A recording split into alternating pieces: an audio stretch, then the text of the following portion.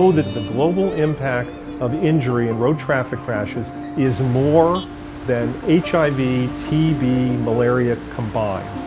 Did you know that? No one knows that. And yet that's the case.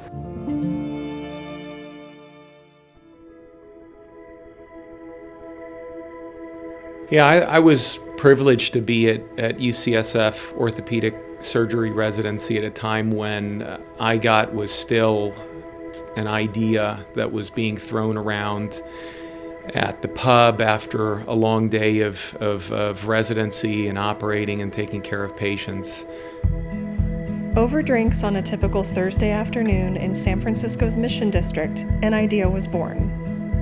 What if a handful of dedicated surgeons, residents, and administrators could apply their skills to impact this major global health problem? This is where the Institute for Global Orthopedics and Traumatology, or IGOT, was born. The challenge in creating something novel is significant. No other orthopedic program had done anything like this before.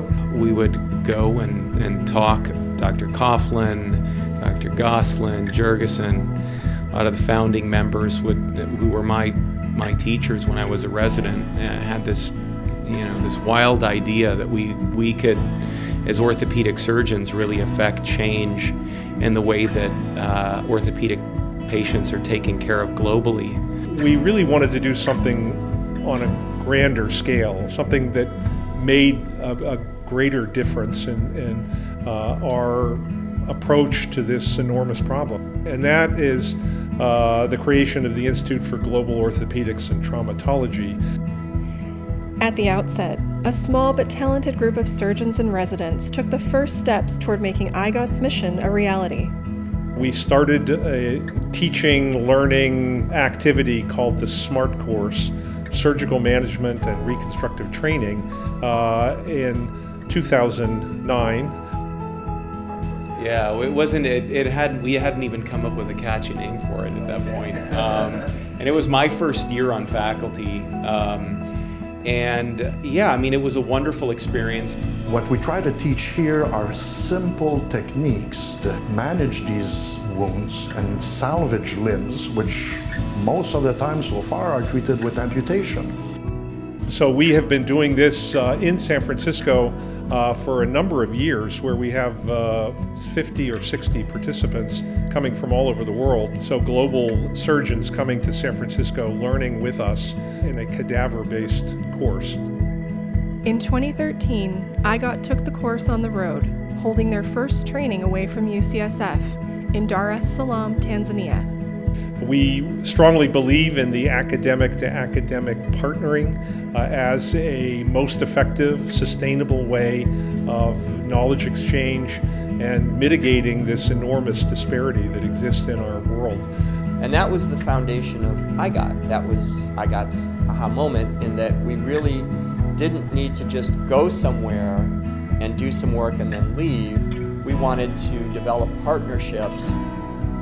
IGOT's biggest word for me is really sustainability, and it does so through these tremendous collaborative partnerships.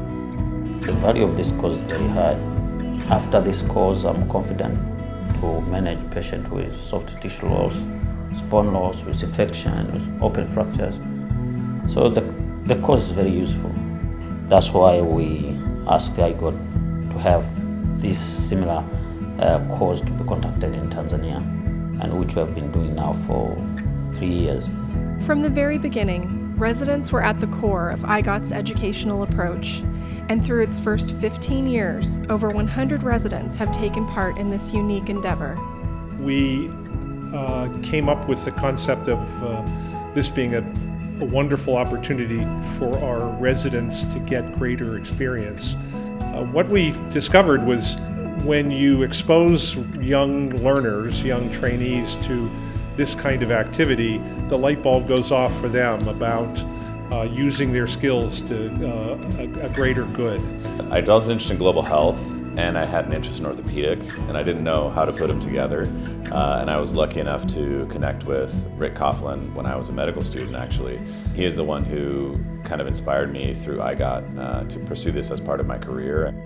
Over the years, the SMART course has grown to include an orthotics and prosthetics component, teaching state-of-the-art techniques to improve the lives of those who have already suffered limb loss. So it's exciting for me to be involved with a course like this because a lot of the surgical techniques are about saving limbs, limb salvage techniques, but I'm here to assist or aid in the situation where there is limb loss. In recent years, IGOT's work has caught the attention of media outlets and medical organizations. IGOT founding members Richard Coughlin and Richard Goslin have been recognized for their achievements in and contributions toward the discipline of orthopedics. Both have been presented with the AAOS Humanitarian Award. And in 2020, Dr. Goslin became the first doctor to represent orthopedics in the Red Cross. And through IGOT's mentorship, we have seen many academic partners become OTA Humanitarian Award recipients. Today, IGOT has grown its reach to countries around the globe, both through the in-person SMART course model and online through the IGOT portal. We've learned new ways to teach, and so, for example, we're really trying to push our online educational programs, the IGOT portal. We're running webinars. We're reaching more surgeons throughout the world. We have created highest of standard educational material. Our content developers are top-notch surgeons. Looking forward, IGOT is working to expand its mission to other orthopedic subspecialties, such as pediatric orthopedics. Musculoskeletal disease profoundly impacts, children around the world, both due to trauma and congenital deformities and other musculoskeletal problems severely impact kids and can impact their entire working life. So it's a priority for us to be able to address that unmet need. And so we've expanded our leadership to include pediatric orthopedic surgeons. We've got a whole initiative focused on pediatric orthopedic education, and very excited for what our future is in terms of addressing musculoskeletal problems in children. We need your help. We need support as we move forward with our expansive online portfolio. We're going to need the administrative support to really drive our ability to find content generators and to produce the most highly productive, highest standard academic material. We can't do what we do at IGOT without the generous support of foundations and private donors. Sustaining our efforts really relies on the generous support of donors like you. This is a tremendous use of your hard-earned dollars that we are able to take almost all of what you donate to dedicate to a tremendously important cause and something that is going to last beyond your contribution and will have long-term effects on generations to come. They think they give us a very small knowledge, but that knowledge is so precious to us because it gives us power to do more big things, to help and to help ourselves.